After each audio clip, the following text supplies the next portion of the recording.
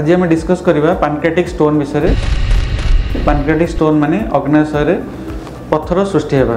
Usually जो मानकर chronic calcaemic pancreatitis थाए से केस रे ए स्टोन टी पैनक्रियाज रे स्टोन देखा जाए। पैनक्रियाटिक स्टोन पई सब बेले ताको डिजोल्व करबा पई कोनोसी मेडिसिन रो आवश्यकता न थाए, किंतु पैनक्रियाटिक स्टोन पई जदि आमर पेन होउची आउ पेनटा मेडिसिन ले कंट्रोल न होउची तबे सही केस रे किछिटा इंटरवेंशन करिकी आमे पैनक्रियाटिक स्टोन को बाहर करथौ।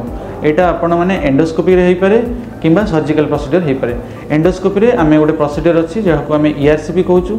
ए ईआरसीपी रे आमे एंडोस्कोपी मेथड रे आमे जाईकी पैनक्रियाटिक डक्ट भीतर जाईकी माने जदि पत्थरटी छोट थाए एवं पैनक्रियाटिक मुह पाखरे थाए आमे सेटा को काढी थाउ, जहा परे एटा होची पेशेंट पेन रु रक्षा पाए एवं एटा लेस इन्वेसिव प्रोसीजर आउ बेसी कॉस्ट भी नुहे।